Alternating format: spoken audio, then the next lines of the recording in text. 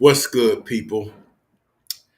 It's your boy Uncle Fred back in the house, back in the saddle one more again. Kind of like, kind of piddle around a little bit, let some people get in if they want to come in. Good news, not good news, big news from the Cowboys. Brain trust, and I use that term lightly. Brain, as if they have a brain, or if they got one, they know how to use it correctly. But Uh, Cowboys have decided after much hand wringing and after much research and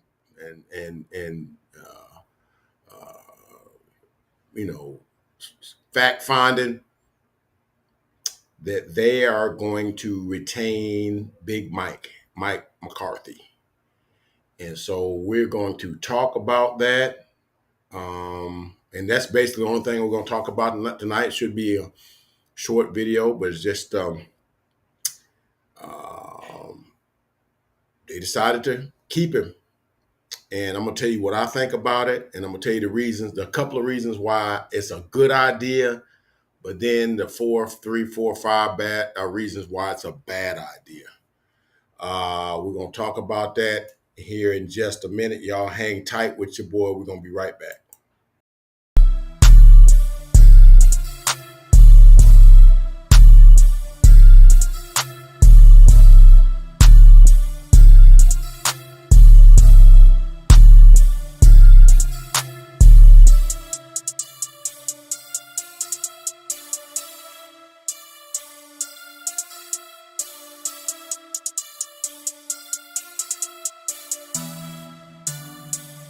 Two times on the beat, bitch.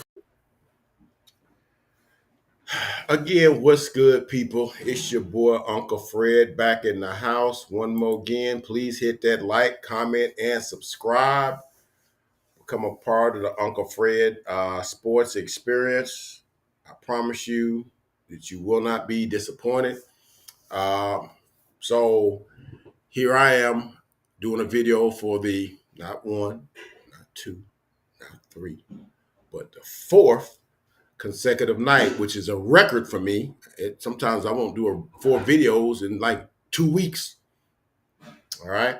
But as I said before, we were sort of in a snowstorm as it relates to the southern part of the country, and this other parts of the country might look at what we got and just they would just sweep that off the stoop and keep right on going. But it cripples us down here in my neck of the woods. So again, I not no work today, so may as well do a video. And since there was cowboy news to report, I mean, why not, right? Why not?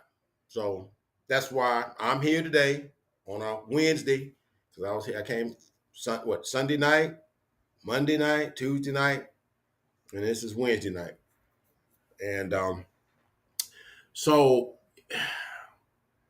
for those that's joining, the big news of the day: Cowboys have decided I guess they sent out a research team that went through all the numbers, all of the they did all the advanced analytics and weighed all of the pros, the cons, the pluses, the minuses. They went through all of those things and they came up with, yeah, we'll just keep him. And yeah, I wasn't real happy with that. Not that I got anything against Mike McCarthy. I think Mike McCarthy has done some great things for the Cowboys. I think uh, he in 3 years,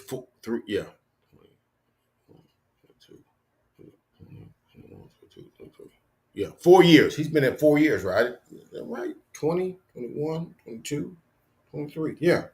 Yeah, that's right. He is 42 and 25, which is, I think, now in the last 3 years, he is 36 and 15, which is the best record of any coach in the NFL over the last 3 years. Okay. Because as I've said before, nobody else has won 12 games 3 years in a row in this, this year in this modern, you know. Now, the Chiefs had won, did that, from 2018 to last year, they had done it. But if you start from 2021, 22, and then 23, I think they won in 2021. I think we won 13 games, and then they won 12 games. No, they won 12 games, 13 games, and then this year they won 11 games. So they were 11-6 this year, right? So in essence, I think it's the same amount of games over the 3 years, but they didn't win 12 3 years in a row. 12 is sort of like a benchmark. That's like you win like almost, what is that, 64% of your games or whatever that is. It's almost 65, 66% of your games. That's pretty good, right? So I'm not going to be the one to sit here and say like, well, Mike was garbage. Not like he went 8-8 3 years in a row. Oh, dang, did somebody do that? And they was able to keep their job? Oh, okay. And so that's going to be one of the reasons, and I got to put that down. I forgot to put that down. One of the reasons is why they decided to retain him is that, in addition to the other reasons, is that it would set a bad precedent because you didn't do that for other coaches that did, there were some years I said in Jason Garrett's time, he only went to the playoffs half his time in Dallas. He got the job in 2010 on an interim basis, wasn't it? In 2010, because I think Wade Phillips was like 1-7 or something like that, and I think he ended up winning like 4 games um, of the last 10 or whatever, or the last 12 or whatever. I think he won like 4 games, so it wasn't like he was great. And then he proceeded from 11, 12, and 13 to go 8-8, 8-8, and 8-8. And because he has a special relationship with Jerry Jones, with the Joneses, and he's sort of like one of their illegitimate sons, just like Romo was one of their illegitimate sons, or God kids or whatever. He was able to keep that job after going 3 years at 8-8. Okay. Then a funny thing happened in the 2014 season. He got some good offensive line help because he ended up getting Travis Frederick in 1 year, and then ended up getting um, Zach Martin in another year. And then by this time, you were able to keep DeMarco Murray. And by this time, also, Dez Bryant was becoming one of the best wide receivers in the game. And then they started to change the offense. And so they started winning games. So, and they ended up going 12-4 that year. And I think that year might have saved Jason Garrett's job. Okay. Um, what's going on, the Crypt Keeper? We back at it again, buddy. We back at it again, my man. Um, but yeah. So here's the thing. So if you look on my thing here, so Mike, they're keeping Big Mike. I'm gonna let a few more folks get in here. I'm gonna read you the story here. This is coming uh, from Mark Mask from the Washington Post. Right? I'm getting news from Washington. The Dallas Cowboys are keeping Mike McCarthy as their coach even after their latest postseason disappointment. The Dallas Cowboys are keeping Mike McCarthy even after their last postseason disappointment. The Cowboys owner Jerry Jones decided to retain Mike McCarthy for next season, said in a statement released by the team on Wednesday night, which is tonight. I believe this team is very close. That close, right? And capable of achieving our ultimate goal. And what's that goal, Crypt Keeper? You just said it. What is our goal? What's that goal, Crypt Keeper? What is it? It is to be what? One and done. See, you're achieving your goals if you understand what the goal is. Okay. Now, his bar might not be the same bar as, say, the Hunts, in Kansas City, or the Bashadis in Baltimore. Their bar is set a little higher. But for Jones, I think we met our goals this year. We made the playoffs and we made a bunch of money. Okay. Made a bunch of money, sold a bunch of merchandise, got a bunch of buzz, got a bunch of clicks, was on every talk show and all of that stuff, led to NFL and merchandising and all that stuff. So we reached our goal. Okay. He said we're close, we're able to reach our goal. Okay. You just got to understand what his goal is. Now, like I said, some of these other teams, their goals are different than, right now, Jeffrey Lurie's sick right now because they went to the Super Bowl last year and they're like, shoot, we're going to win this thing this year. And they got the same thing we got. Okay. But they are very seriously considering moving Nick Sirianni. Okay. Why? Because they did not meet their goals. But we, with all the stuff, and then we went to the second round last year. We think we're making progress, and we come a step back and go out in the first round this year. And this is the statement. I believe the team is very close and capable of achieving our ultimate goals, and the best step forward for us will be with Mike McCarthy as our head coach. Jones said, there is great benefit in continuity or continuing, the team's progress under Mike's leadership as our head coach. Jones' decision comes in the aftermath of Sunday's 48-32 loss at the hands of the Green Bay Packers. That really was 48-16. Don't let that number fool you. We all know that, though. In Arlington, in the opening round of the NFC playoffs. Jones called it the most painful playoff defeat of his Cowboy ownership tenure. But yet and still, you decided to keep everything the status quo. Okay. Remember getting trolled last night after Bill Belichick? Yeah, I kind of, I don't know, man.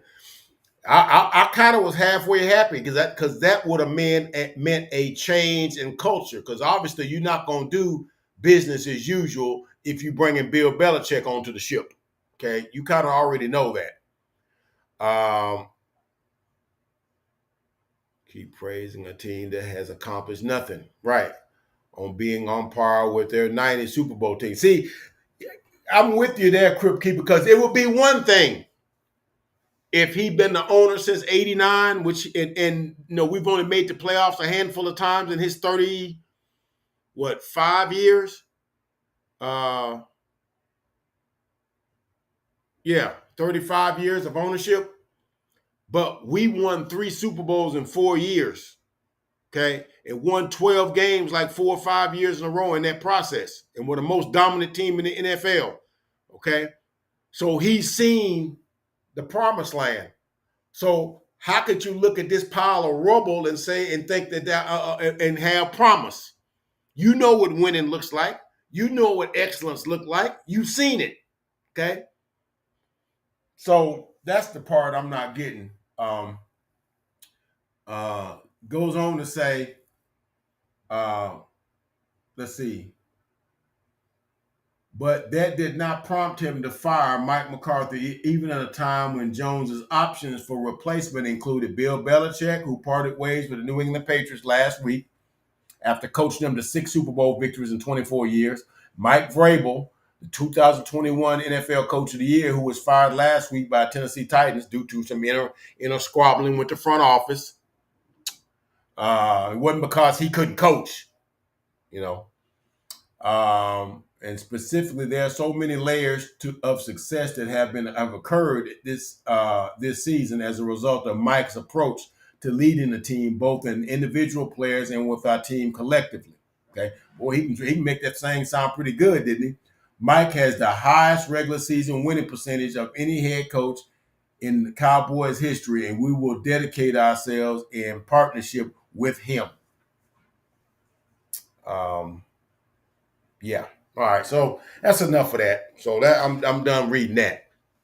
I'm done reading that. So I just want to give y'all the official word on what's being said, so it won't be said that I made up a story or whatnot. This is the actual story that comes from the actual verbiage that came from the mouth of one Jerry Jones. Okay. Uh, Well, I would agree with you, longtime Niner fan, but to me, the freaking Texas Rangers winning the daggone World Series in your backyard should have lit a fire. I mean, they just won that thing a couple of months ago. And I was hoping they won, because it's like, okay, you're the only team in that city that hasn't won a championships in the last 30 years. Because the Mavericks have won in 2011, and then they went back to the Western Conference Finals like a couple of years ago.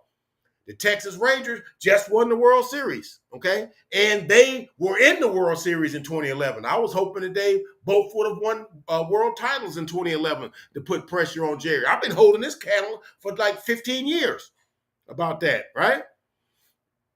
But the Texas Rangers win. And yeah, if the Houston Texans win, and here's a story, man. Since the Houston Texans, this is another stat. And if you've been following a lot of the stuff, this is something you probably knew, but when I read it, I think my son sent it to me, and I was like, wow, that is something.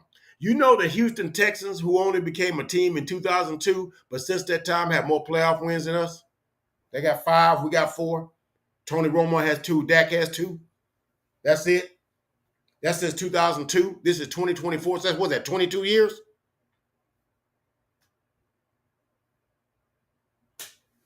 They got 5 playoff wins. We got 4. Okay.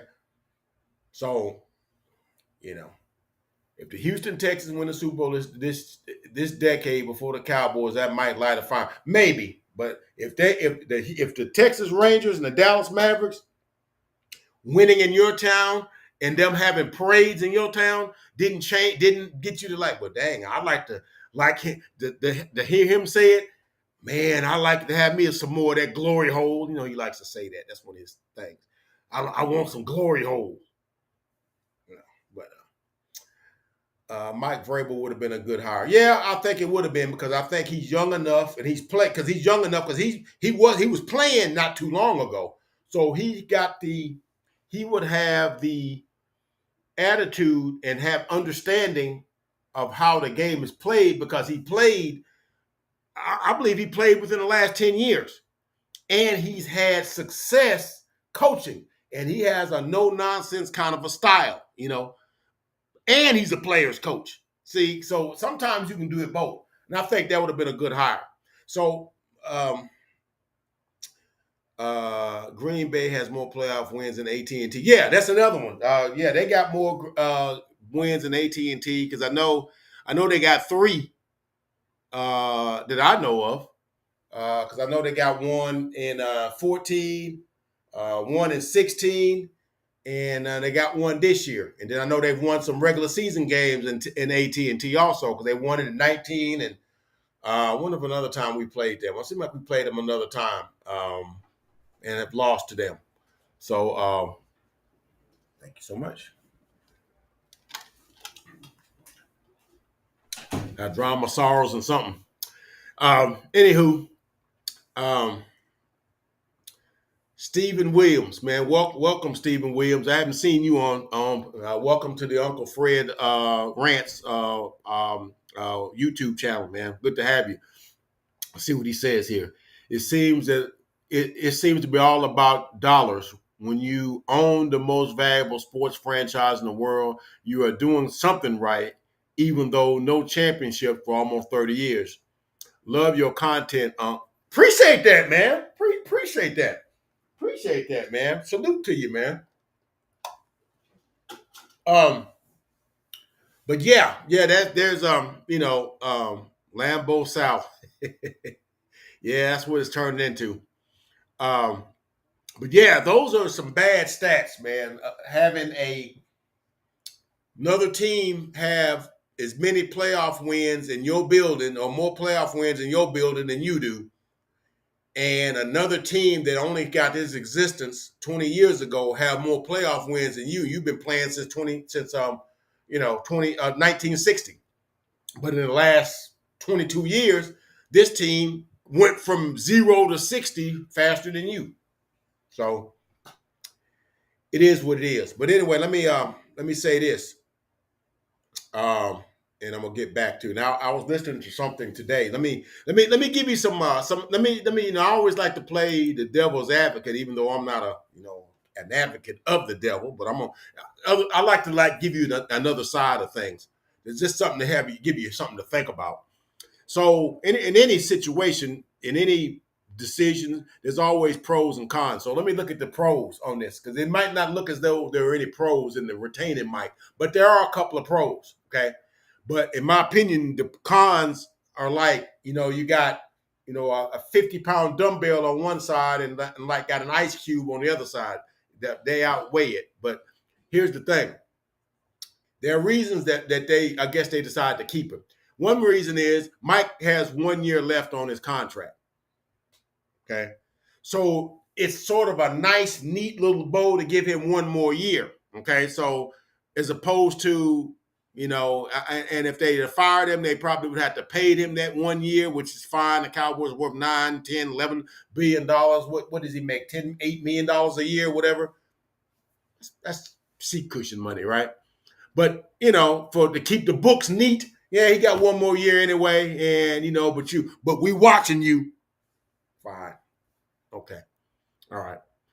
And he gets no extension because one of the things they was talking about was he gonna get an extension. Oh, he got a third 12 years win season.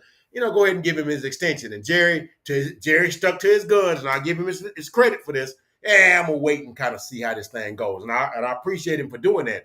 But even doing that, you still went ahead and let him, have another season. But anyhow, that's one reason. And this don't give him an extension. Let's see what this year. But the problem with giving him 1 more year, then he sort of becomes sort of a lame duck coach in so many ways, And if you're a lame duck, let me ask you something. Pretty daggum good here. That's what she put in that. Yeah, that's pretty good. All right. If you playing for a coach that is going to get fired, possibly get fired after this year, let me ask you something. How you going to play for him? Just asking. Let's throw this out there. How you going to play for him? How much passion are you going to go? How much intensity are you going to bring when and then when he try to tell you something, man, get out there and make that block. Man, please, you're going to be gone next year. You ain't going to be here. With them not giving him that contract extension, which he didn't deserve to get it, especially after what happened in Green Bay. Man, but wouldn't it have been something if he decided to give him that contract after that Washington game and he won his 12th game for 3 years in a row, and then you get this debacle a week later? But yeah, he's essentially a lame duck coach. What kind of, not that they're gonna get any, okay, mind you, because we know they don't do outside stuff. They just don't. I've been saying that, and y'all watch when this year comes, because we get our hopes up every year when the free agency period opens up, and it's like, oh, we're gonna get, and you start coming up with you print out these lists of all the top free agents and stuff, and you look at ways and how they could help our team, be it a nice wide receiver, a nice running back, a good linebacker, be it like Bobby Wagner, or it could be a wide receiver like what's the guy's name that was in New Orleans? I can't think of his name right now. But or an Odell Beckham Jr. or a Hopkins or somebody like that. And we're not going to do that. Or you could go get a cornerback like that Jalen Johnson from Chicago, and you start putting up a list, and then for them to not do anything, and you come to find out that they really never get big time free agents. They just don't do it, right? So, we understand that how if even if they were going to get some free agents, what free agents going to come to the Cowboys knowing you got a lame duck coach? Okay, even let's say he might win 13 games next year. I mean, I don't know if he will or not. We're going to play a first place schedule next year, right? Because we won the division. How, because you know what players like when they come to a team, they like stability. All right. So you're not going to have many. He's going to have problems getting the players that he's got to dial in and get it together. Now, I know the players said all the nice stuff. Man, we love Mike. Man, you get rid of Mikey, man, we'll get rid of me. And it wasn't only Dak that said that. A lot of them guys said that they like him, but a lot of players like coaches that that cuddle them and cater to them. So so anyway, so that's the one. That's the pros and cons of that one pro. He got 1 year left on the contract. If you didn't give an extension, that's basically saying he's a lame duck. And if you're a lame duck, you're really not going to get your players to dig in, because really, a lot of the players on our team need a kick in the pants. And you're probably not going to be able to do that with a coach that they feel like, hey, he's going to be gone next year anyway. So that's what I'm saying. And two, and this, I kind of like this reason, because there have been a lot of people, because the dysfunctionality of the Cowboys organization made it where Mike McCarthy, when he got the job, couldn't bring his own staff. Because, see, any other team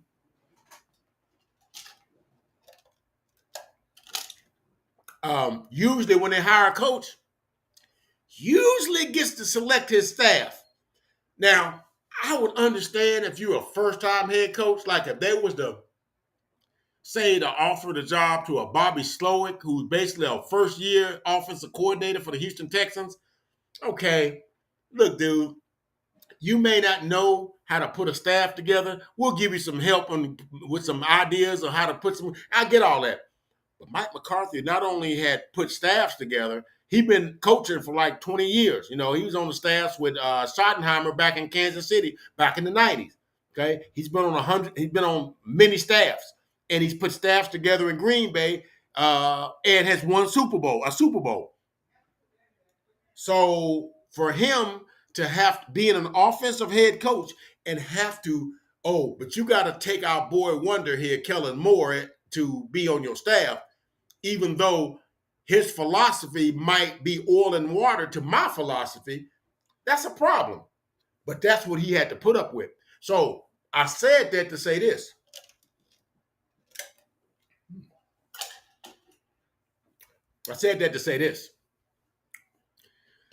He finally this year got an offense, got a chance to put his hands on the offense. Now, I saw some things that I liked, and there were some things I didn't like. I mean, I like the motion and stuff. And when I guess you call it the here we go offense or whatever what they call it, when and the motion, the shifting, and all that kind of stuff. But sometimes you don't see that. There were games this year you didn't see that. The game in San Francisco, you didn't see that. The game at Buffalo, you didn't see that. Okay, it was a lot of stagnant. The game Sunday, you didn't see that.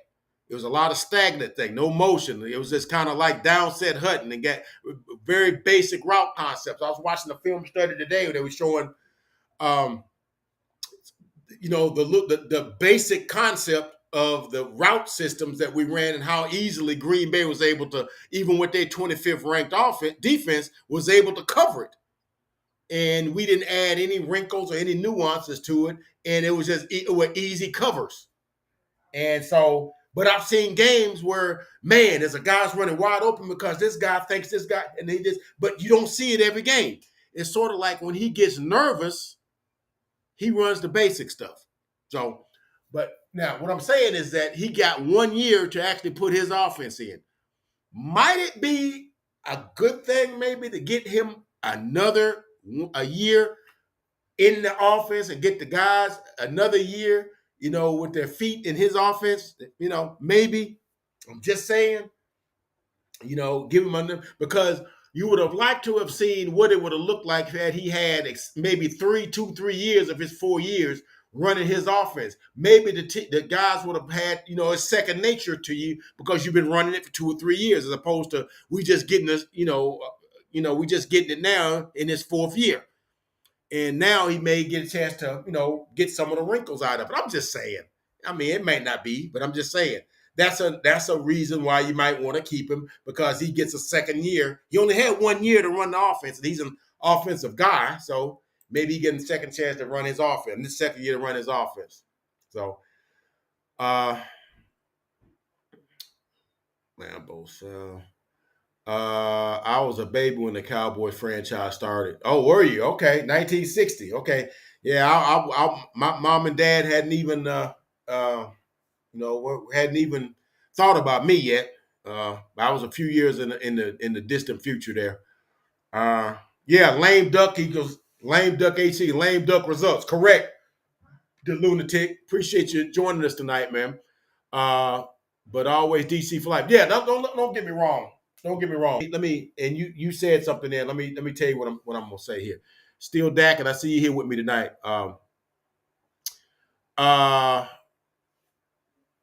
And I know I'm wearing like off-brand different things and stuff like that. And I tell you, I said I'm doing my little form of protest or whatever you can call it, whatever you want to, But I'm not saying, don't like the Cowboys, stop watching them, stop liking them. I'm not gonna say that. I would never say that. I've been doing this thing for 47 years, right? I've been liking the Cowboys ever since 1977, right? So I'm not saying that I got too much invested in this, right?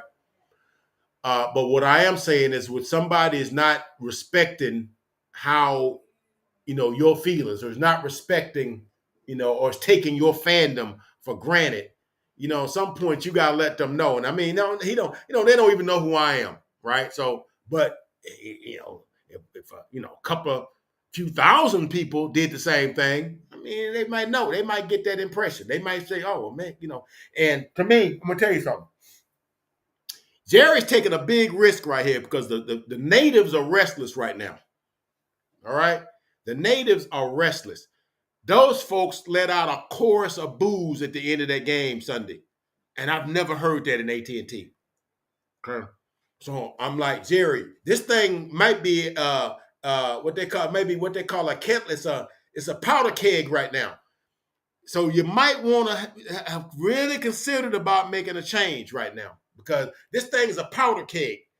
Because there's more people right now, even content creators are saying, man, I'm done with this team. And these are people that's got money invested in. They go to the games.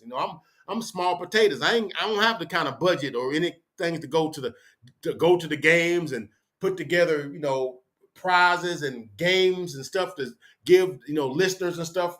They're fully invested in this, and they're like saying, I'm done with them.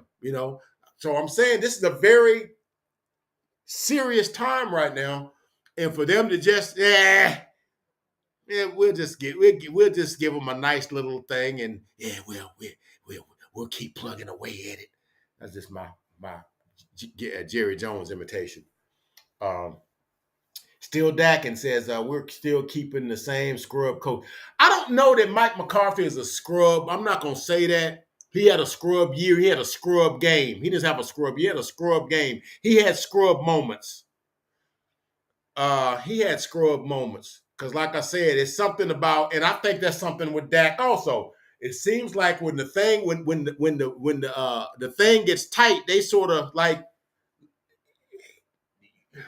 you kind of want your coach and your quarterback when the thing gets tight, you want their blood pressure to go down. You want their temperature to be cool, as Stuart Scott used to say, is the other side of the pillow. Okay, you want them to kind of have that sort of where they, because when you get your whatever tight, then you can't think. Then you start pressing. Okay, you start pressing, and I think that Mike McCarthy is pressing because it's like he didn't want to. He wanted to call conservative plays. And I think Dak rushed a couple of throws because he wanted to, he's trying to, we down by 20. I got to, rather than just take the plays because you can't score 20 on one play, So I'm not going to call Mike McCarthy a scrub coach. I'm not going to call Dak Prescott a scrub quarterback, but they got scrub moments. And it just so happened them scrub moments come at the highest point. And that's a problem. That's a problem. That's a problem to me. And I had been a Dak supporter, but at some point, we done seen this, and you done got all the you can get out of that, Soft cupcake culture in Dallas has to change someday, and then now let's go to the cons. That's a good transition still, Dak, because those were the two pros. Mike McCarthy gets a second year to, he ain't called plays. Remember, they had took play calling from him when he's in Green Bay. I don't know if you knew that. Now, he wasn't calling plays his last couple of years in Green Bay, right? And he didn't call plays his first 3 years here in Dallas. So he hadn't called plays in a minute. So, this is his first year calling, with his hands on the play calling sheet. So, and I can say I wish he had 2-3 years to do that. But the Jones family compound cult, you got to take our young whippersnapper to call plays in order to get this job, which I think is absolutely absurd. Okay, but anyway, here's the other side.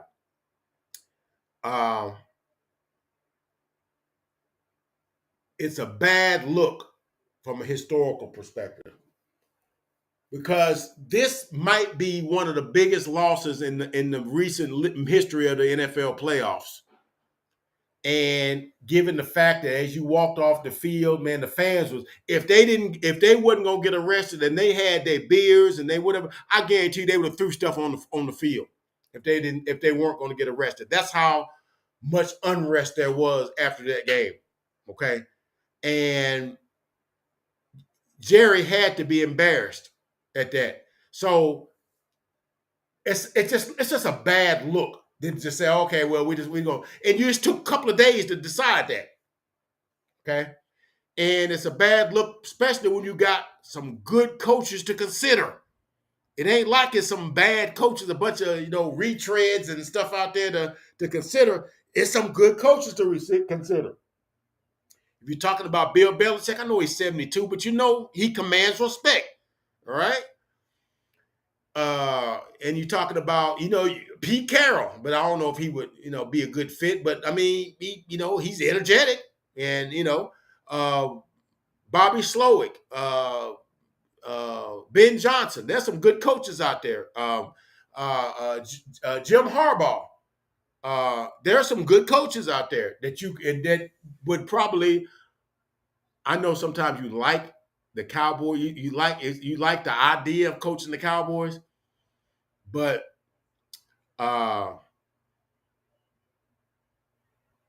Troy Aikman said it best. People don't know what it is to coach the Cowboys. It's a totally different animal.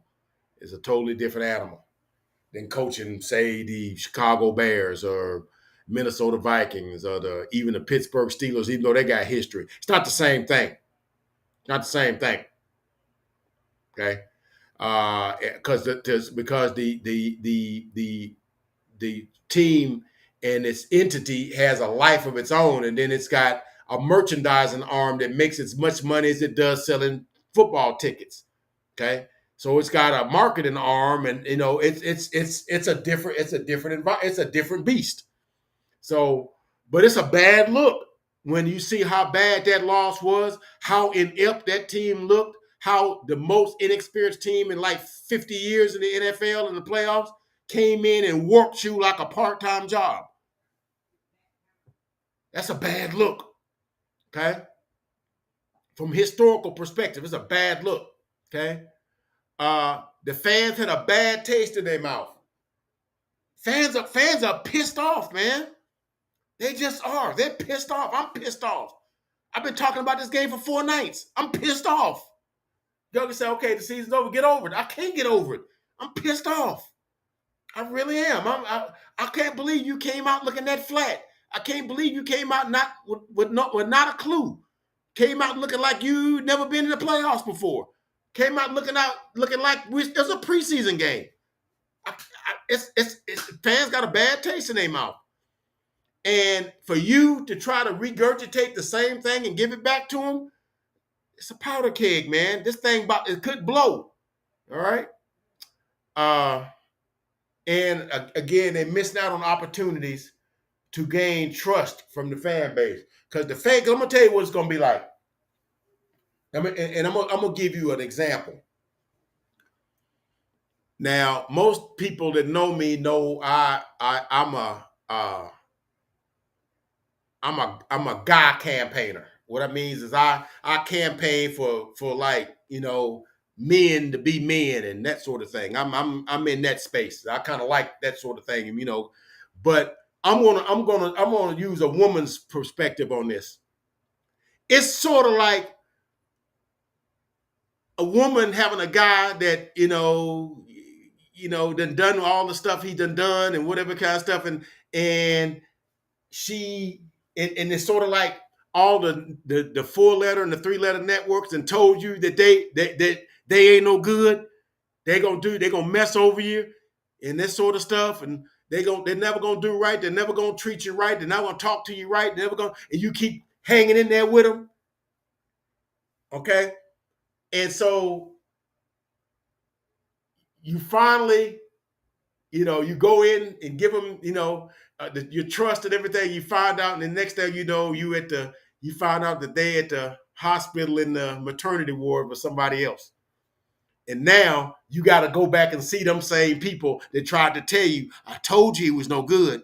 I told you he wasn't about nothing. I told you but even after that, he tells you, babe, I'm gonna get a job.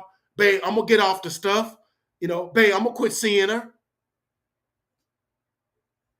And you take him back.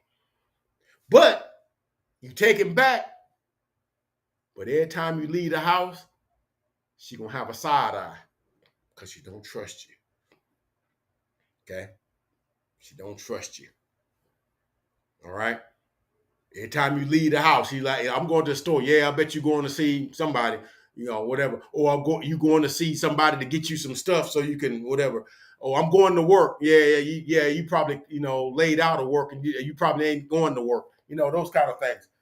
And that's kind of how the Cowboys are doing us. They keep telling us they're going to do better. They're going to get a job. They're going to get off the drugs. Okay? They're going to quit seeing other women. Okay? They're going to do all those things. And we keep taking them back. All right? And so that's how I feel as a Cowboy fan. And I was thinking of that this morning. I was in the getting ready and stuff, and I was thinking, I said, man, we just like those women that guys keep messing them over. And usually I don't like to side on that side because I think women mess over men as much as we do them. But those are the narratives. But that's what I thought about. And then it's like, I told you he wasn't no good, because that's what the networks are saying right now. We tried to tell you. Ain't nothing changed. Okay? Jerry's still the GM.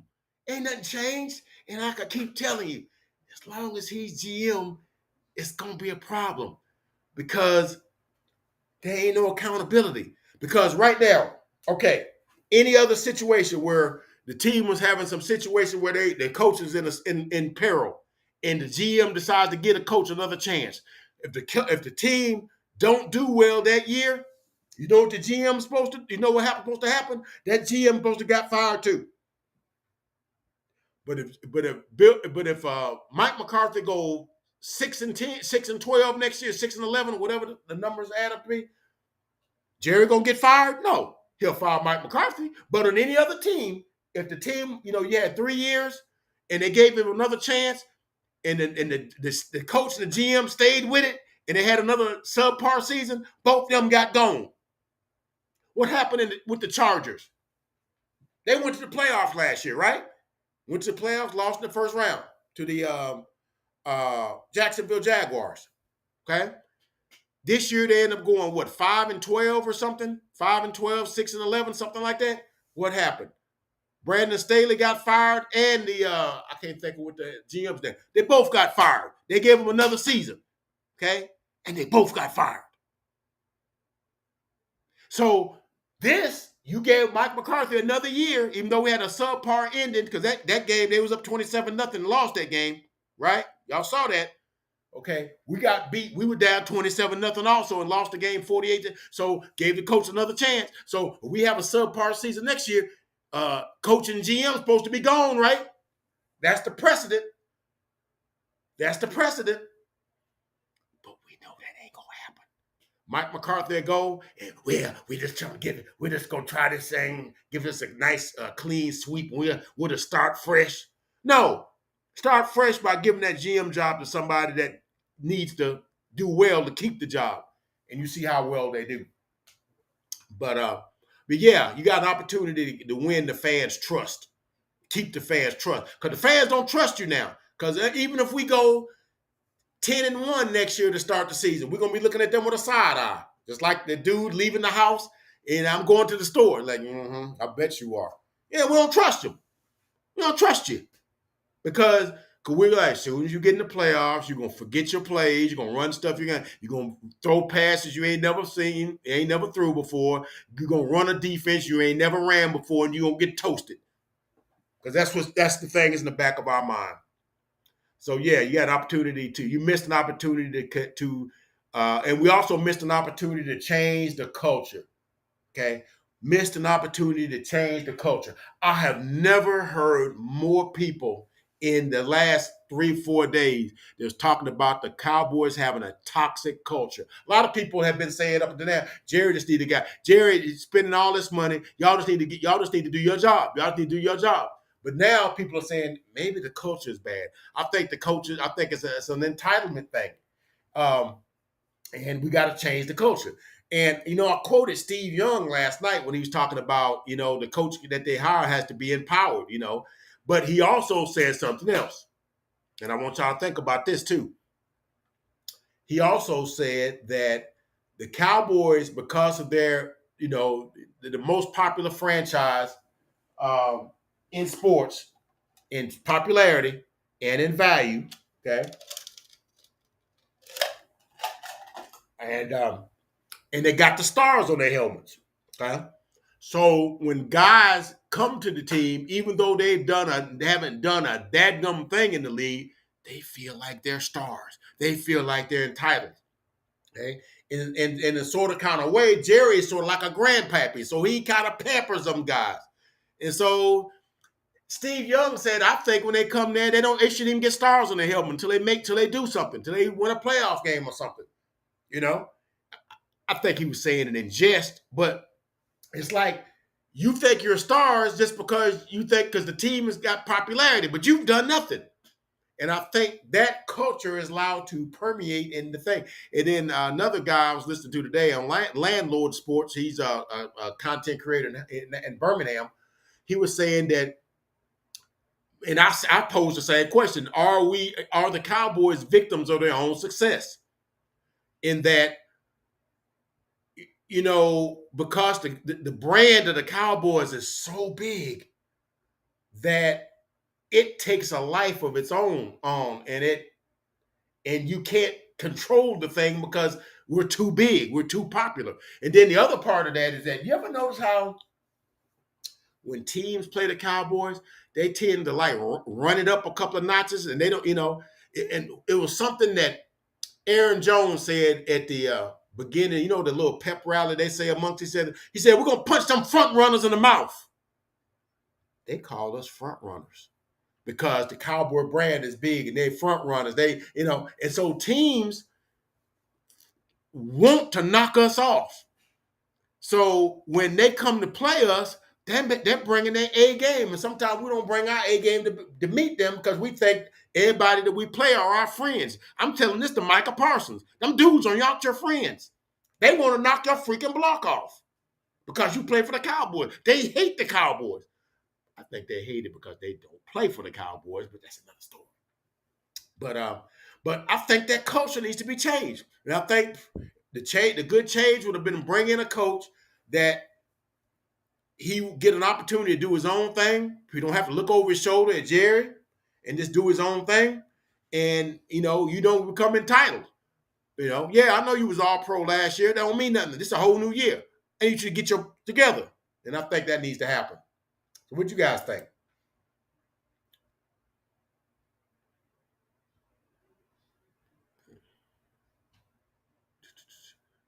Hey, Ben, John, how are you today? I'm doing good. Let's see who's on here. CW.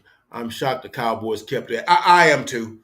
They and the Eagles should have fired their head coaches. There is no excuse to lose in the playoffs the way they did, and they got their butt kicked all over the field. Yes, they did. They got their butts kicked all up and down the field. Okay. Uh, you know, and I was watching this film today, and the guy was showing how the Packers, like, it's almost like they knew the basic stuff that we did on offense. It's like they were saying, like, these routes right here, things are a staple in our Cowboys route system. And it's like they knew them. It was like they knew them. Basically, they prepared to play the Cowboys. And the fact that you had backup players playing in victory parties tells you how entitled we were and how attuned we were to our game plan. Okay, the fans will keep paying for the tickets to the games. Yeah, they will. But see, here's the thing. I'm gonna give that woman analysis again. You keep going back to him, he gonna keep doing the same thing, right? Jerry likes puppets for head coaches. That's why he's keeping McCarthy. With Harbaugh and Vrabel, they would clash and rock the boat, and he can't have that. True. That's true. I just don't understand that Jerry has no self-awareness in that, as he's watching, I mean, he saw how upset he was in the owner's box because I saw him throw some stuff down when a guy caught a touchdown pass. I think it was when Dobbs caught that touchdown pass on Gilmore to make it 20-0. And I see them throw something down. And I say, okay, how mad you are? How you think? Because I don't think you hear what the fans are saying because you're in that little enclosed box.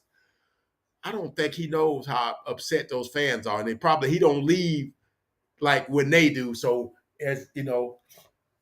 but as that game was closing out, those fans were booing. And as I said before, if they could have, because back in the day, I've seen the Cleveland Dog Pound throw batteries and stuff, throw stuff at players and stuff. But, that's before the NFL got serious about security and stuff. You go to jail for that now. Yeah, they would have threw beers, bottles with beer still in them. They would have threw stuff. That's how mad they were.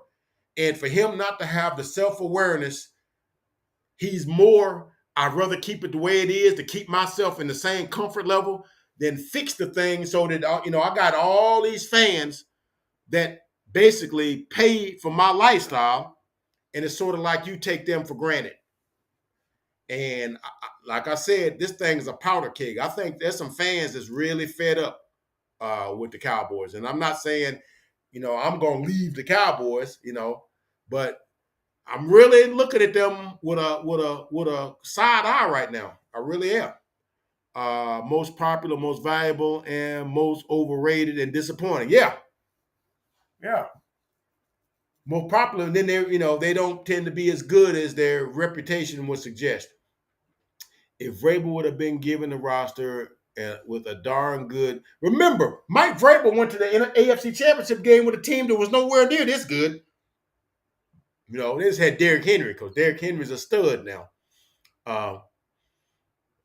his team would scare the hell out of me with Henry behind the O line. Uh, the Titans were the O line. The Titans was one or crap on Henry as a free agent. True, I believe that too. What's up? What's up, Mr. Neil McCoy? What you got for us here? It says Cowboys 2024 schedule is a lot tougher. Oh yeah, they got a first place schedule now. See, the Eagles got by last year because they had a second place schedule. Because they only won 9 games year before last in 21 and just barely got to the playoffs. Okay, so they got a second place schedule. So they played a lot of they played Chicago and Minnesota, who wasn't good. They were good, but they weren't good the year before. They played a lot of bad teams. Okay, and so this year they played a first place schedule, and of course they got off to a good start. But how did they finish? They ended up 11-6, playing a first place schedule. So this year we played a second place schedule. Okay, so this year, we played that odd schedule. You got that extra game. We got 17 games. So it used to be you played your four division teams twice, which is 8 games, 6 games, excuse me. Then you played a division in your conference, okay, which is 4 games, which is 10. And then you played two teams from one of the other one of the other divisions in your conference. That would be 12, and then you play 4 teams from a division in the other conference. So with it being 17, you play a team from the other conference as a standalone game. And because the Eagles won the division last year, they drew Kansas City, a first place team playing a first place team. We were number 2, and so we drew the Chargers, which was second last year in that division. Okay, so whichever division we get next year in the other conference, and next year if we play the AFC like South, we would get the Houston Texans, and they would get the Indianapolis Colts because they were second. I'm just saying, because we won the division, we get the tougher teams in those alignments and stuff. So we play a first place schedule next year. So yeah, that's pretty true. That's true. The 2024 schedule is a lot tougher. We will go 10-7 and lose to the Buccaneers in the first round. Okay. Of course, now people thought we was gonna go 10-7 this year too. Okay, so I don't know. We tend to do regular seasons pretty well. We have aced the regular season test, but we always flunk the final exam. Jerry's ego is the biggest problem with the Cowboys. True. His ego and his lack of self-awareness. Okay.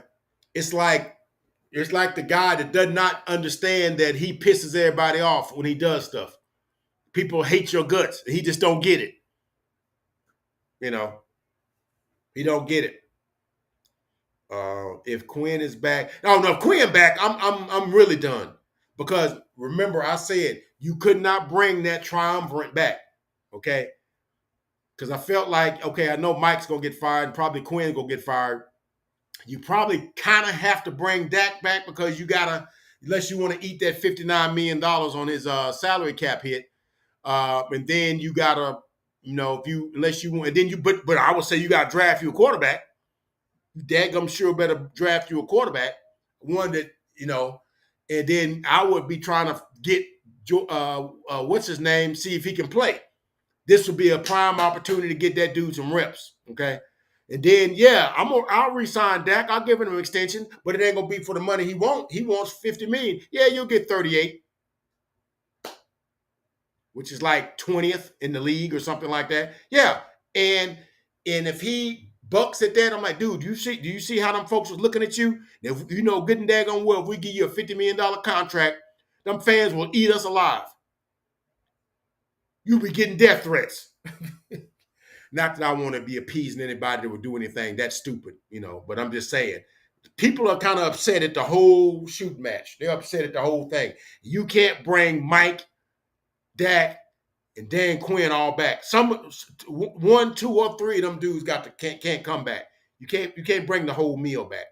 You gotta give me some side that didn't have. You can't give me all three components of that meal. You gotta give me something. You gotta take something back and put something new on that plate. It says Neil said, I agree. Far less cupcakes next year. Entire AFC North. Yeah, I figured it'd be AFC North. So that means Pittsburgh, which that's the best division in the NFL. All four of those teams were over 500. Okay. Yeah, they all had winning records. Would be and would all beat the Cowboys today. Uh, I don't know about that. I ain't gonna say that, but that's tougher than playing the Giants, the Jets, and the Patriots. I bet you that. You know, because we lost to the Bills and the Dolphins. See what else you got. Jason P. What's going on, Jason P? Thanks for joining the show. Uh, but other options the Cowboys were thinking of, and they were no good. Uh, Albert the Bot, Jerry for heaven. What do you mean, Jerry? You mean Jerry dies? Is that what you're saying? I ain't gonna go that far. I don't want the dude to kick the bucket. I just want to release the football operation and give that to some professionals. I don't want to. I'm not gonna wish death on the man. I think it's a good idea, but Jerry has to get a good DC and use draft picks and trade deadline and show it in the actual and so actually get weapons. Well, the problem with that is they like to get weapons, but they like to get the weapons they draft. There's three ways that you can acquire talent in the NFL. You can draft it, you trade for it, and you acquire it via free agency. They very seldom acquire anybody via free agency. Very, very, very seldom. As I said earlier in the video, and we're gonna probably shut down here in a minute.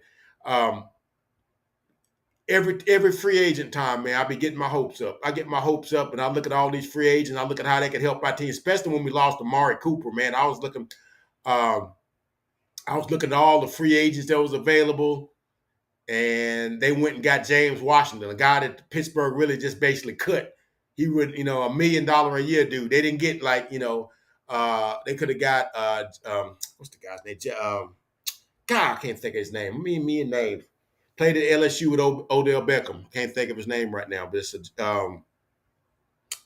but he was a free agent. He went to the New Orleans Saints and had a couple of good seasons. And there was a couple other receivers we could have gotten. It's like, nah, they're not gonna do that. Well, okay, you're gonna go get Bobby Wagner. Bobby Wagner's a free agent, and he's not wanting a whole lot of money, maybe $8, $9, $10 million. Nah, we'll just rather give them $8 million to Leighton Vander Esch because he's one of our guys, right?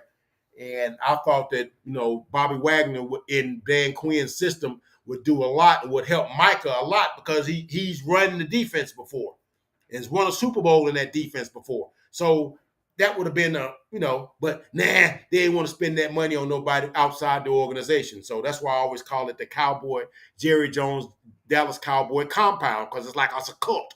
They don't like outsiders. Okay. No, they ain't gonna give it no extension. No, not it. How good will he want? How good will he want to be?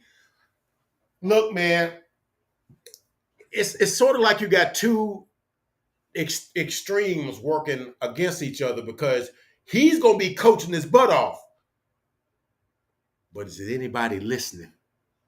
Okay, it's just like at church. The preacher could be preaching his tail off, but is anybody listening?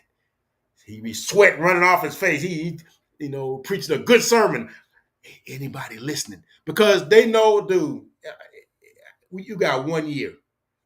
So I'm gonna play this year and I'm gonna do what I gotta do and whatever. And I'm not listening to you. I'm gonna do, hey, I need you to block on this play, CD, on this. I ain't doing it. I ain't getting myself hurt. I'm gonna keep myself, so I can play this year and I'm gonna leave and go somewhere else next year. I'm not saying he would do that, but it's like, no, I'm not playing for you. So he's gonna coach his butt off because he's coaching for his job, right? But that don't mean anything because that don't mean the coaching is gonna be received on the other end. So that's what I'm saying. Harbaugh and Vrabel can coach circles around McCarthy. Uh, for sure, this roster and add a toughness that they lack. But Jerry is too power hungry, and he loves to micromanage. And he likes to have access to the players. I think that's one thing that people don't talk about enough. That he loves having access to the players. And I remember it was a who was it that was on the panel? I think it was Ryan. Uh, what's his name? It's on the NFL on the ESPN. Ryan, I was talking about him last night. He was talking when he played for the Steelers. He very seldom saw the Roonies. Every now and then they come through, they shake everybody's hand and stuff. That's all you saw them. You deal with Mike Tomlin. That's who you deal with. You don't deal with the GM. You deal with Mike. The thing begins and ends with Mike Tomlin. Okay, you don't see the Roonies. Okay, so that's what Ryan was saying. I very seldom saw them. But he said, but in Dallas, Jerry has too much access to the players. Now I'm not saying he should, because he owns the team. They're his players, right? But him having that much access to the players sort of undermines the authority of the coach, because if he says something that's unpopular to the team, like, yeah, no, whatever, maybe y'all was gonna get the day off this week, or something, and maybe he saw something in the game. He's like, no, man, no, y'all report to work tomorrow. And they may go to Jerry and be like, man, Jerry, man, we all hurting and stuff like. And he'd be like, Mike, yeah, let's let the kids have a day off here. You don't undermine that coach's authority. And so now, anytime he says anything of an authoritative matter, he knows he can get his legs cut from under him. That's why Jerry has to, when he has a coach, get away from him. Change your number. Lock your office. They can't come talk to you. You talk to Mike. Whatever Mike say, that's what happens. That's what has to happen. Okay. And I think he likes the coaches. I think he loves the players coming to talk to him so he can grandpappy them. Because he's in that granddaddy stage now. And everybody knows there was a guy that called in on the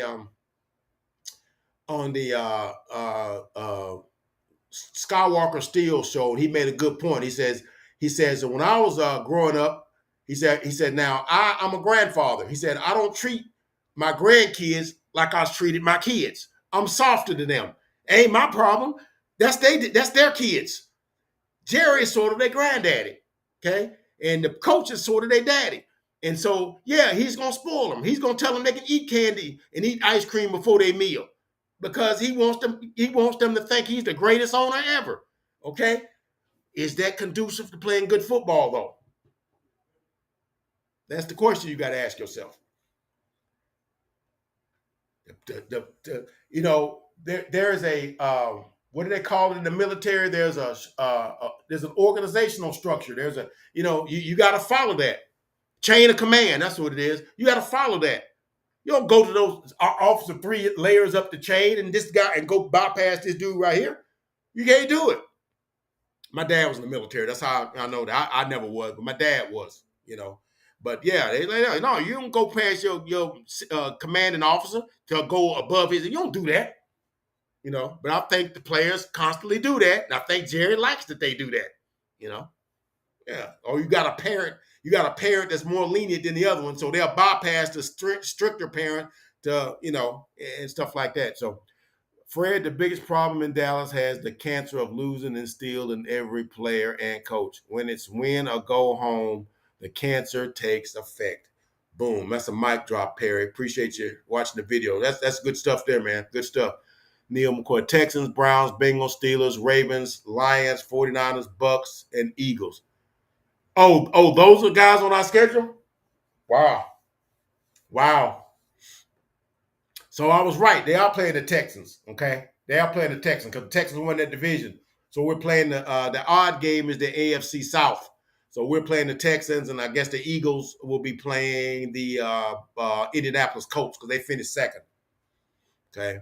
And of course, you play the Steelers, Ravens, of course, the Lions, and the We probably play another team in the NFC North too, other than the Lions. Probably because the Lions won the division. We probably play the Lions. We played two teams. No, we only played one. We played the Lions. They played the Minnesota Vikings because the Minnesota Vikings won it last year, so they played them. And the Lions came in second last year, and we played them. So this year the Lions won it, so we played the Lions again. But this time we play them in Pontiac, I guarantee you. I play them in Detroit. They don't play in Pontiac anymore. I'm just telling my age here. Yeah, they're going to lose some of them. There's no doubt about that. Those are good teams. It can't be fixed by changing a couple of players or a coach. No, no, it's got to be. That's why people are saying it's a cultural change, right? And then by him basically just saying, "Oh, we're just gonna run it back." It's not good. It's no good. It's no good. Yeah, I'd like to see Wink Martindale. I know you're saying this at Juan Salalis, but I'm seeing that too. I like Wink Martindale. He blitzes a lot, but he employs what they call a thinking man's defense. And they, even though the Giants didn't have a lot of uh, they got talent, but they got a lot of young talent. Kayvon Thibodeau and what's the kid's name from Maryland that I can't think of the cornerback's name. He's good. They got a couple other guys on that defense. They got a pretty good defense, but they're young guys. But they come after you. And of course, they got Dexter Lawrence and some other guys. They are pretty good defense, but they love to blitz. And he comes up with these exotic blitz packages, where if you can't get pressure bringing your four, he understands other concepts where you can bring blitzes from areas that teams aren't not anticipating, and you can get pressure. So I wouldn't mind getting Wink Martindale as our defensive coordinator, and he's got success at other teams. They went to the playoffs last year, and he went to the playoffs several years when he was at the DC at Baltimore. So I would not mind getting Wink Martindale as our DC. Yeah. Joe probably not want his type because they're scared by his alpha nature, would want to micromanage his defense like he does everything. He does love to micromanage. I have to keep that because you're not getting a high draft pick for another quarterback. Yeah, I mean, don't get me wrong. I'm in the quarterback market because we can't keep going down the same road with Dak. Don't get me wrong, I like Dak, but I'm trying to win games. That's my thing. I mean, okay, how much I like a person, don't care how much I think he's a good quarterback, and I think he is a good quarterback. You don't get to be an All-Pro by being a bad quarterback, but you're not good when it counts. All right, and that's and like I said, that's problematic. Harbaugh would have been good. I think Harbaugh would have been good. Been a good choice. Tear everything down, start from scratch. Tell you it'd be worth it. But see, he don't want to do that because he don't want to lose that market share because he was here when the team was 1-15. He's like, oh, I'm not doing that no more. I'm not doing that again. And he was here when we went 6-10 about 3 years ago in Mike McCarthy's first year. And remember, I told you guys, Jerry lost his mind when the NFL took us off of the prime time schedule and put us at 12 o'clock, which that's the low level. At least he could put us at on Sunday at the 3 o'clock, the 3:25 slot. They put us at the 12 o'clock slot. That's the low. That's reserved for all the. Do you ever notice like all the good teams when they play each other, the marquee matchups on Sunday, if they're not at 7 o'clock, 7:15 on NBC, they're at 3:25, the late game, because that's when everybody goes to church or whatever they do on Sunday. They go to dinner and do that. They come home and they sitting in front of their TV. That's not happenstance. Okay, he lost his freaking mind when they moved that. He wasn't upset that we were 3-8. He was upset that they moved us off of the prime time slot because that's dollars floating out of his pocket. Okay. 29 years of losing, not enough. We ain't lost. It's just didn't win the whole thing. We didn't have some winning seasons. We still win a good amount of games. It's just we don't win. We just for as many times as we get in the playoffs to not even get to the championship game is something going on that's wrong there. Uh, uh, no, he's not in the same stratosphere as Burrow. Burrow might be the second best quarterback in the league. Um, and and I'm not going to, even though I'm not a Dak apologist, but I've liked Dak and I thought Dak had promise. I would never say Dak, because I think it's irresponsible to say, well, you see what Mahomes does. Dude, Dak's not Mahomes. Nobody in the league is Mahomes. And almost you could say nobody in the league is Burrow. Okay? That they're like on a league by themselves. Okay? And I'm not going to beat Dak up because he's not those guys. Okay? But you don't have to be those guys to win a Super Bowl. Okay? Because guys less than them have won. But you can't make big time mistakes in key situations, because, Matthew Stafford, I don't think he's an elite quarterback. I think he's got a good arm, but I think sometimes he makes mistakes. That's why he was 12 years in Detroit and didn't win. Never even won a playoff game. But he got a good team around him in Los Angeles, got a good play caller, they went to the free agent market, and they won a Super Bowl. And they had a good year this year when they, we got the, I don't think he became a better quarterback. I think they put a better team around him. So that's all I'm saying. You don't have to be Mahomes or Tom Brady to win it or Peyton Manning to win it. Manning only won 2 Super Bowls. There was quarterbacks much less than him that won Super Bowls. Joe Flacco's not nobody's great quarterback, but he got a Super Bowl. So did Russ. Russ wasn't particularly great when he won that Super Bowl that year.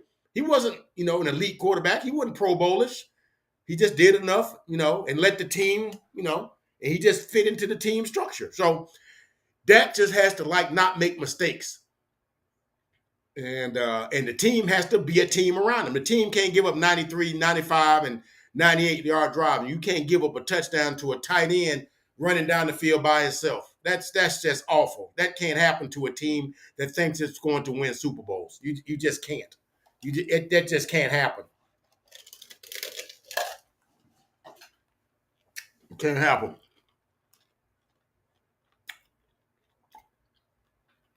Derrick Henry would be amazing. Again, they could have got Derrick Henry this year. The Titans were willing to make a deal with you for him. And you'd only have to pick up about, 1/15th of the year's salary. You could have gotten him. Okay. Could have also got Dalvin Cook. Okay. At the trade deadline, at the end of the season, because the Jets cut him. They could have gotten him. Wouldn't have not cost you anything. But they don't like to get outside guys. I don't know how many times I got to stress that. They don't. Okay. They like to keep their guys because when the guys that they draft, they can indoctrinate. Romo 2.0, right? But think about this though. There's only 2 quarterbacks that's got records and playoff winning percentages that low: 2 out of 5 and 2 out of 4, 2 out of 6, 2 out of 5 and 2 out of 6 in the past 25 years. And it's Dak Prescott and it's Tony Romo. So the question is it indictment on those dudes or is it indictment of our culture? Could those 2 dudes that went to another team where this other stuff wasn't going on? Hey, I'm online here.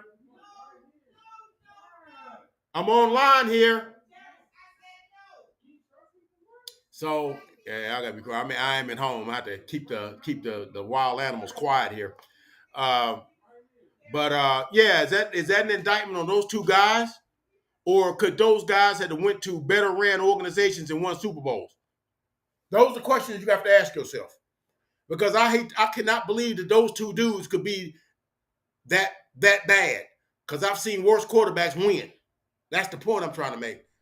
Nothing wrong with Romo, but when Romo got a running game and they kind of played real football, Only thing that kept us from winning the championship is Dez really caught it, and they said he didn't. I think we could have won it that year. When the defense collapses, great quarterbacks know how to step up. That's true, but when the team gives up 41, can you always score 42? You know, I'm just saying the defense has to be reasonable. The defense they played Sunday was not reasonable. That was not reasonable. I don't know what quarterback was going to win that game because they weren't stopping anybody. And they can't score. You're not going to score every time you got the football. I don't care how great your quarterback is. You're not going to score every time you got the football. Dak is not Tom Brady. He came back from being 29, 28-3. Biggest comeback and one of the biggest comebacks in NFL history. I think Frank Reich has the biggest one in the 1992 playoffs against the Houston Oilers when he's with the Buffalo Bills. I remember that. That's how old I am. The thing is, too, McCarthy didn't win his Super Bowl till his 5th year with the Packers, but Jerry is messing up, not doing trades and reaching out. True. Ryan Clark. Yeah. Ryan Clark. I couldn't think of his last name, man. Your mind's still younger than mine because I couldn't think of that dude's last name. With a Hall of Fame QB and in his prime, Dak ain't that. No, he's not Aaron Rodgers. But I'm gonna say this: Aaron Rodgers ain't won a whole lot either. You know, Dak is just as good in the playoffs. You take out that Super Bowl win, Dak is about the same in the playoffs as him, right? I would almost argue that. He hasn't done it. He's not done as well without Mark McCarthy as Mike McCarthy has done without him. They almost like, hey, we need each other, man.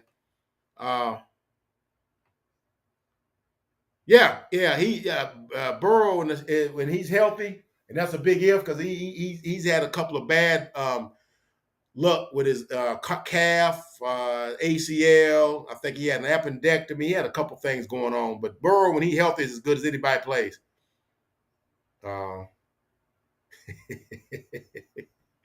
Web development dude, the web dev dude, that's pretty funny. Jerry, owner, GM, HC, DC, OC, sales, parking, marketing. Yeah, he's got all them hats. He's got all them hats. McCarthy should have won more than one with Rodgers. Yes, he should have. But I would argue that Rodgers should have won after McCarthy left. How many times they had the number one seed after he left and couldn't win it? Got beat at home a couple times by teams. Got beat at home by San Francisco in the freezing cold. Got beat at home by the Buccaneers in the freezing cold. So, Packer fan 1993. My granddad was soft on me. Yeah, Jerry's in his granddad mode. He is. He just is. Yes, indeed. He didn't do no ground. Those who won the Green Bay too. Didn't he go playoff one and done with Green Bay? Yeah, he's one and done. As a matter of fact, they were one and done the year they went 15-1. Lost to the Giants. That was 2011, if I'm not mistaken. The year after they won the Super Bowl. They were 15-1. And I think they was one and done. Yeah. Fred, hear about the interview with Dez Bryant speaking about no, I hadn't heard about that one. King Kazan. Hey, appreciate you joining the channel, man. Have been on the channel tonight, man. No, I did not hear about that. But I did hear him talking about something about, and that may have been the same interview that he had about, because he talked about Jason Garrett talking about the clapper. You know, that's what they call Jason Garrett. So they may have talked about Jerry also in the same interview. So I don't know the contents of that. I don't know if he had good things because I know he still kind of messes with Jerry. So maybe he might not have had bad things to say. And I've learned this. Let me tell you. Let me share something with you.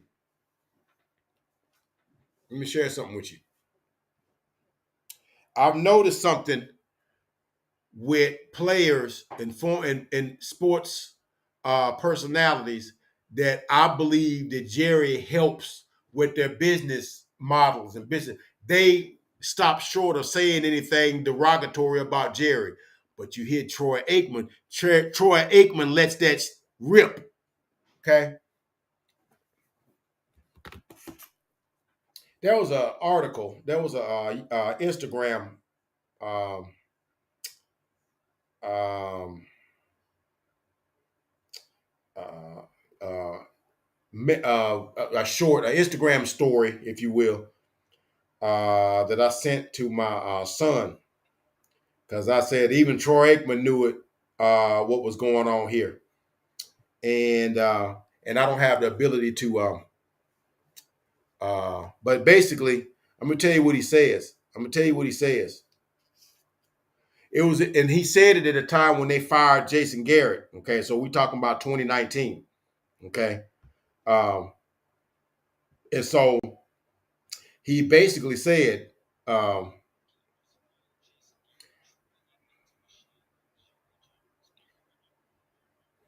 he basically said Jason's a heck of a football coach. He said he did a nice job. I don't know if I agree with that.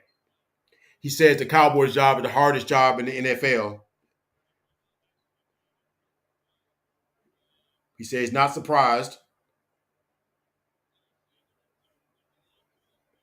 He said there's a lot to this job. It's a lot you got to overcome.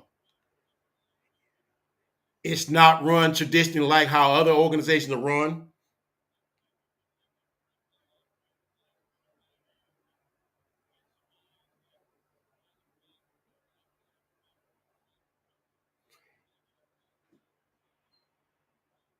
Mm, mm.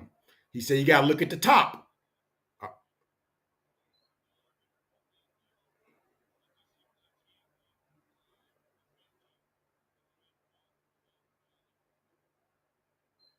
mm. He said, I don't know how you can, and at the time, 3 playoff wins in 25 years. I don't know how you can change any of that by just basically moving a coach. He says any organization that has that kind of thing going on, you got to look at it from the top down. And any organization is trying to rectify anything, you got to start from the top down how that organization is run. Troy Aikman said that. You would never hear Michael Irvin say that. You would never see Emmitt Smith say that. I don't think you'd ever hear Dez Bryant say that. Okay. Because I think Jerry has helped a lot of them do a lot of things, helped them in their business ventures and all this kind of stuff. Because he's a guy that would do that for guys that played for him.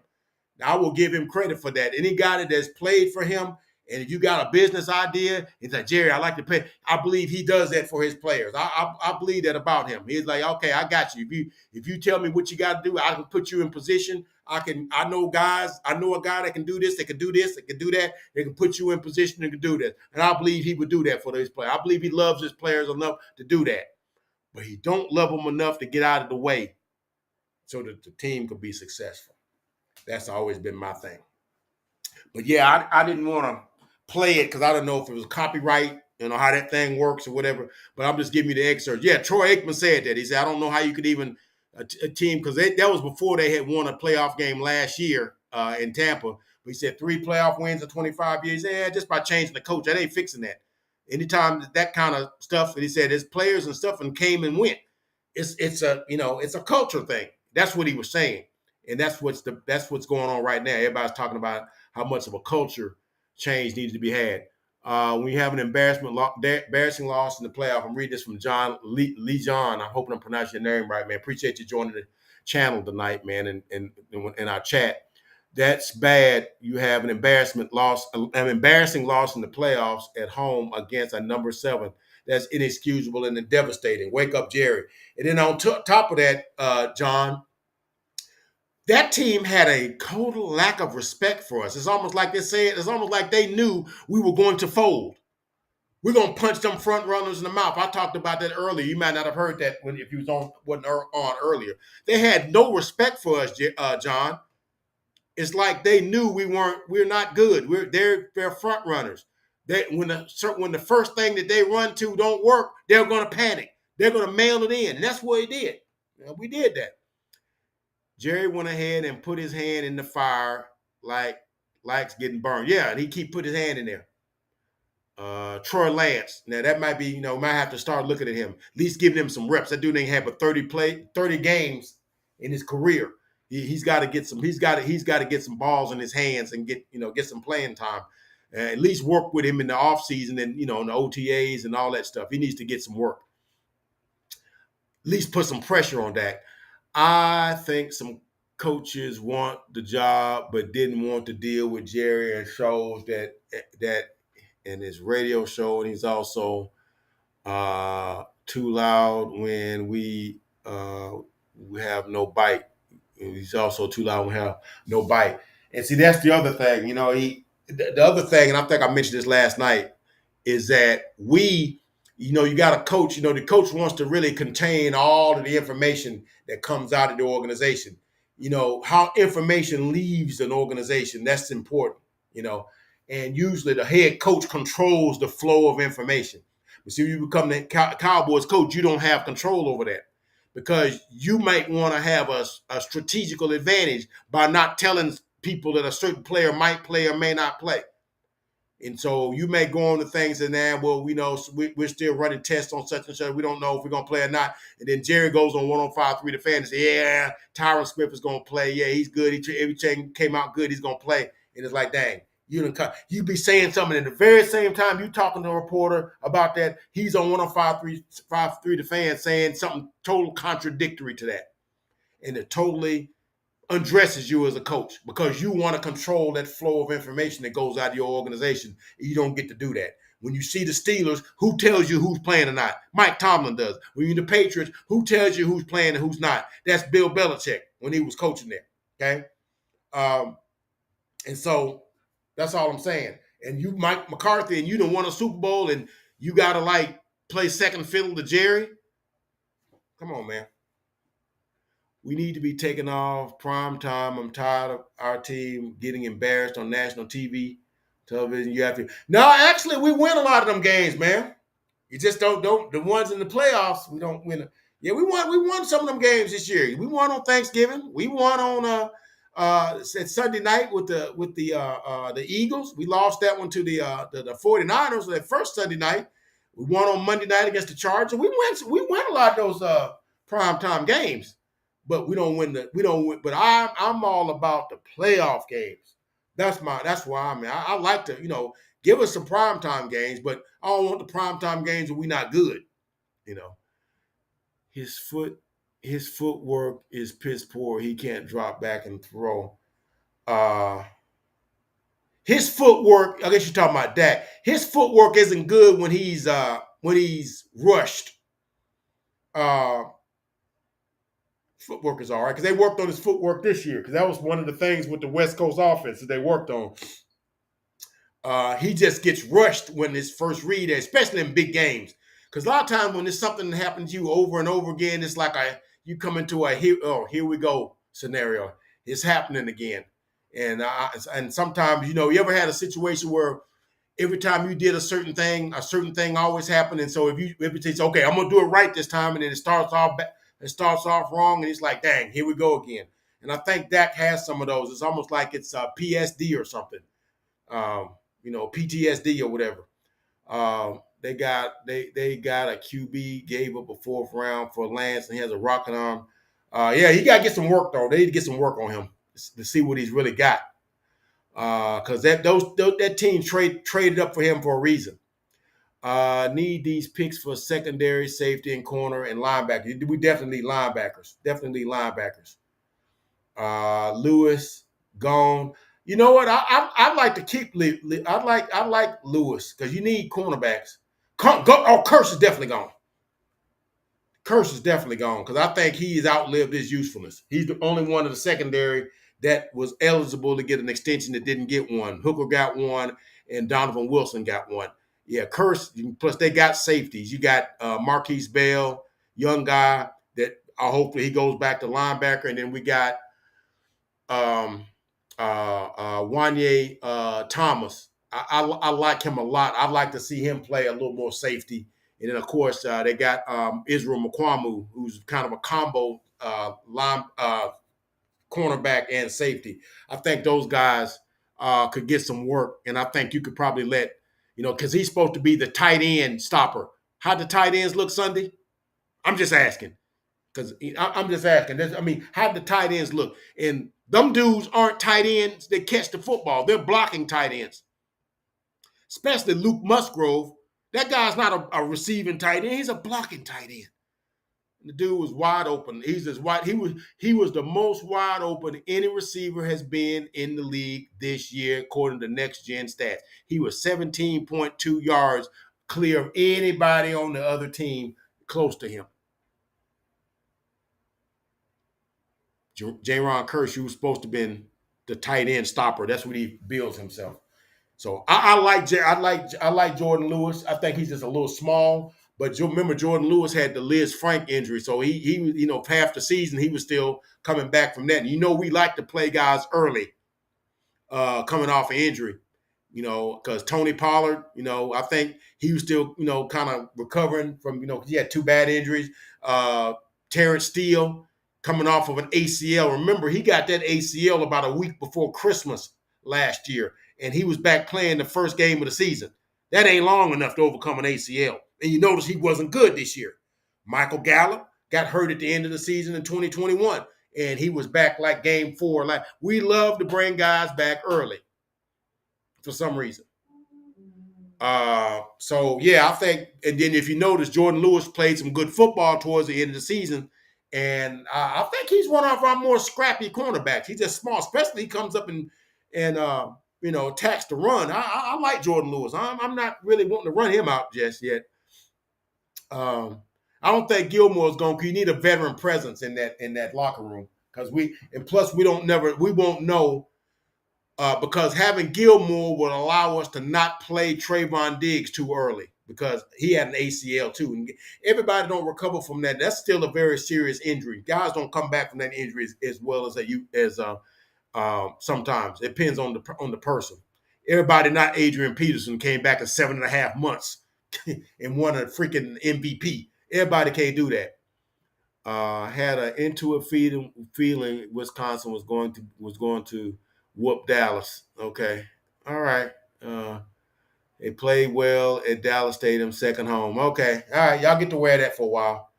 Dez spoke on the politics and how they phased him out of the team in the playbook and getting less touches. Okay. Let's talk about that for a second. Because there is a politics to that thing. Because remember, just like I said, King Kazan, excuse me, there is a politics on how the Cowboys do things. That thing got many layers. Okay. I think there is a politics in who gets the ball based on if you're about to get paid or not. Because remember, early in the season, they was freezing. They weren't giving CeeDee Lamb the ball. Do you not remember that? After that Jets game, CeeDee Lamb wasn't getting the football. Did you see him in that Arizona Cardinals game? He didn't get the football.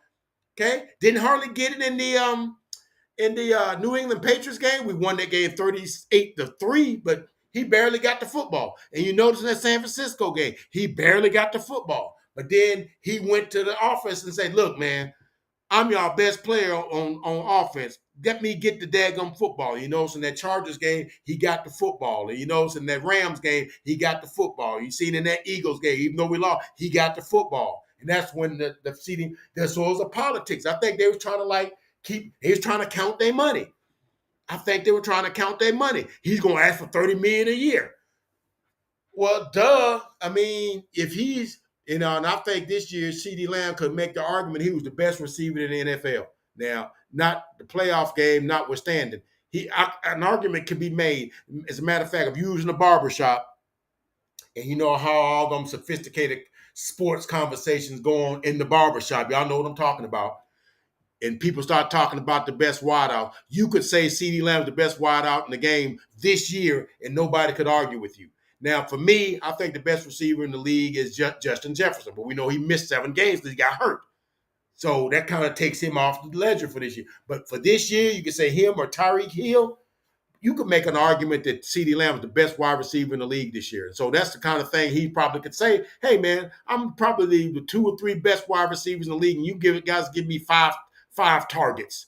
And I heard it from my own ears. Jerry himself went on 105.3 The Fan himself. I heard it from my own ears. And he said that did he have a problem that CD Lamb was complaining, or was he trying to say, well, everybody wants to get the football, but I think everybody wants to get the football. I want to get Jake Ferguson the ball too. I want to give Tony Pollard the ball too. I want to get, and I'm like, that's not the answer I want to hear. Because he's basically like saying, no, you just fit in the cog. You not the cog, fit in. That to me tells me they want to get that. So yeah, you only caught 85 catches this year. So yeah, we're gonna give you 18 million. And the dude gonna probably want about 28 to 30 because he's earned that. There's no reason to draft the guy and then him perform, then you give him, lowball him. But then I think the politics also goes on another level in that once they start giving him the ball, and then it's like, oh, we were winning and teams couldn't guard him, they were starting to overthrowing it to him. And then I thought that they didn't give Brandon Cooks enough love. And I think Brandon Cooks has been a 1,000-yard receiver on other teams. And I seen him on Houston, I seen him on LA, I seen him on New Orleans. There's another team he played for, the Rams, Patriots. And I would see him get behind the defense on many occasions. That dude's still fast. But they kept running him on these 3rd and 5-yard digs where he's getting creamed. And I'm like, you misusing this guy. And I started thinking, I said, wait a minute, when's the last time you know a Cowboys to feature a guy that they didn't draft? So that's a politic level. And then that leads itself to them acquiring guys, big time guys, playmaking type guys that they don't draft that could be stars. And other teams don't have a problem doing it. You see, the Dolphins went and got Tyreek and didn't have a problem. The Eagles went and got A.J. Brown and made him the star and didn't have a problem. The Bills went and got Stephon Diggs and made him the best receiver on their team and gave him the most targets and didn't have a problem, even though they didn't draft him. Other teams do that, but we don't do that because we love our guys.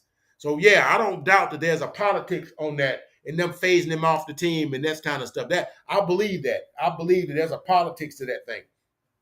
Okay, I believe that. I definitely believe that. So that you're not gonna get. You don't have to sell that one to me, Kazon. You don't have to sell that one to me. Like I said, Jerry Jones is the only constant through all these years. He is. Dak looked like a deer in the headlights. Yeah, and see when he hits in those positions where he's like the thing isn't looking like how he's expecting it to look, he get that wide-eyed look. He does have that. He has that, and that's got to be dealt with. Next year is going to be tough. All the good QBs are going to be back, and we can actually see if Mike has Dak in his MVP mode again. Yeah, we're going to have to see. We're going to have to see. See, Musgrave tight end caught a TD pass, looked like he was 25 yards open. Yeah, he was wide open, man. It showed me the defense quit. Well, I don't know that they quit, but what it was, CW, they played a defense that they hadn't played all season. And why would you wait to a win or go home scenario against a team with the offensive weaponry and the play calling wizardry that Matt LaFleur has to unveil something that you ain't ran all year? And as I said last night, we get ready to close. Do you know how much communication and coordination it takes to run a zone defensive concept? Because when you run man to man, everybody takes a guy, you cover that guy, and you go with him wherever he goes. But when you run a zone, it's like communication. I gotta know where my zone begins and the other guy's zone ends, and I gotta stop, come back and get this other guy that's now in my zone. It's a lot of moving parts with that, and it looked like they didn't know how to run it. That's how guys be running wide open because nobody knew who had Musgrave. That's why he was at wide open. Nobody knew who had him. In that scenario, two dudes went for the bootleg. Donovan Wilson and Curse, I think, went for the bootleg and let Musgrave run all the way down the field with nobody with him because nobody knew who had which in that zone concept. So, they didn't show up because they, like I said, they were confused. They were doing something they never done. I just thought that was bad to try something that you ain't, don't try something you ain't worked on. Then you want to try something you ain't looked at all season. I ain't done much all season. You want to try this time to unveil it. Sounds like a winner to me. Defense. Yeah, because we started second, and people might want to say that Green Bay took their starters off the field. I mean, in football, you really can't take all your starters off the field because that would be because you ain't got but 53 players. So you can't take all 11 guys off of defense, okay? Because you're not gonna have enough guys. So you might take 2 or 3 off here and 1 or 2 here, but you never take you can't because it's just not possible. You only take a couple of few key guys off the field. But we were starting to click in the second, last half of the second, third quarter, in the fourth quarter, but it was a little too late.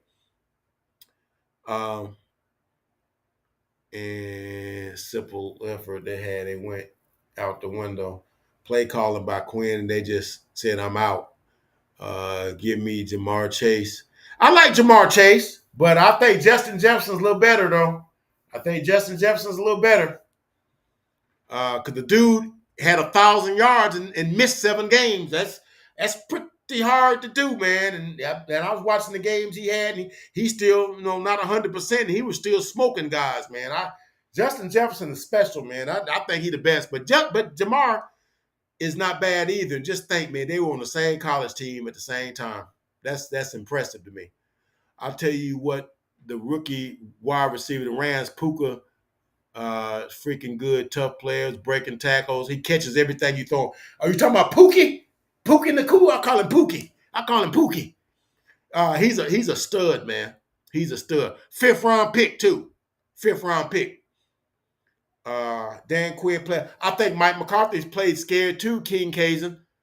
I think Mike McCarthy played scared too because why would you run the ball on first down. I got no problem with running the ball on first down. It's 2nd and 8. Why would you run it on 2nd down? What are you scared of? Run your motion. Run your stuff. All right? Run your stuff. But I think they were scared. And I think Dan Quinn was scared too. Like I think he was scared when we played the 49ers. They was playing that soft zone in. I don't like it, man. Play aggressive. Go hard or go home. That's what I say. Go hard or go home. But anyway, I think I'm gonna go ahead and end the stream, man. We had some good conversation tonight, man. And I don't know. I don't know if I'm gonna be able to. I don't know if I'm gonna come back tomorrow night or not. We'll see. I'm not working tomorrow, so that's not gonna be. We're off again tomorrow. And I'm like, goodness, what are we doing? We still snowed in my neck of the woods, so. So if anything comes of note, I hate to just come in and just say the same things over and over again. I like to come because the point tonight was I wanted to make a point that, Mike McCarthy got retained, and that's really all the conversation really stemmed off that. That's the only topic I really brought to the table, and I thought it was going to be a 15-minute stream, but y'all start talking to me, so I have to respond. So I have to talk to you. So what I'm gonna do? What I'm gonna do? Okay, let's see here. I see something here. Somebody said he lives in Missouri.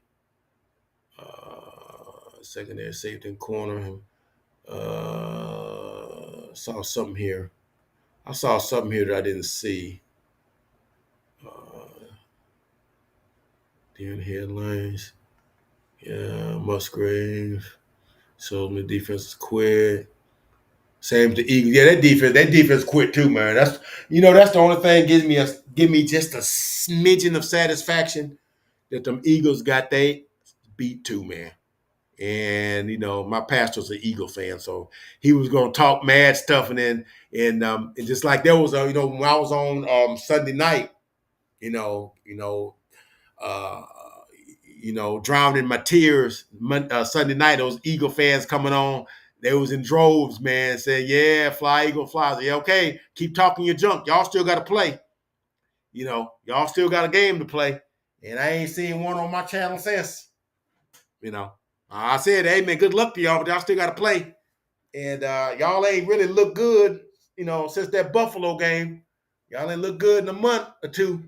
So the only thing that gives me make me feel just a little bit of good that they lost. Their quarterback was inept, and their defense, and the difference in them, they didn't cover nobody. They wouldn't tackle nobody. They was covering them. It's just when they covered them, they wouldn't tackle them. So, it's the same thing. They got beat 32-9. Like, dang, at least we scored 9. We didn't score 9 points. So, but we both looking at the same thing. We both teams that had high hopes for this year. We had hopes of at least getting to the NFC Championship game. They had hopes to getting back to the Super Bowl and maybe winning it. And we both got first round exits, so neither one of us got room to talk about the other one. So we're in the same boat. We are in the same boat. So anyway, I'm looking at making sure I don't miss any. We got up to toasty 30s today. Yeah. Dad's going to Seattle. Yeah, they can have him. Going back to Seattle. We'll get us a guy. We'll get us a DC. And hopefully a DC that likes linebackers and like playing and stopping the run, because we ain't been able to stop the run since he been there, you know. But anyway, man, appreciate y'all joining me on the chat tonight, on the stream tonight, man. I appreciate the love and the conversation. It's always good to have somebody to talk to, because I be talking to myself about what the Cowboys need, and I can just talk to y'all, and it works, man. I like it. I love it. I love it. So please like, comment, subscribe. Become a part of the Uncle Fred Sports Experience. Guarantee you I won't be disappointed. And if you came to the channel tonight and just stumbled across it, please hit that subscribe button and hit the notification button so you know when I do go live, so you can come on, so you can talk back with me. So it's fun to talk, but I love it when people talk back to me too. So if y'all don't mind doing that, and share it with some other folks and let folks know that, hey, I got a, up and coming small, mom and pop uh, YouTube channel, but, I think it's a pretty quality, content, and, share it with some other folks, man. Share it with some other folks, all right? You guys have a blessed night, and we'll catch you guys on the next video. God bless.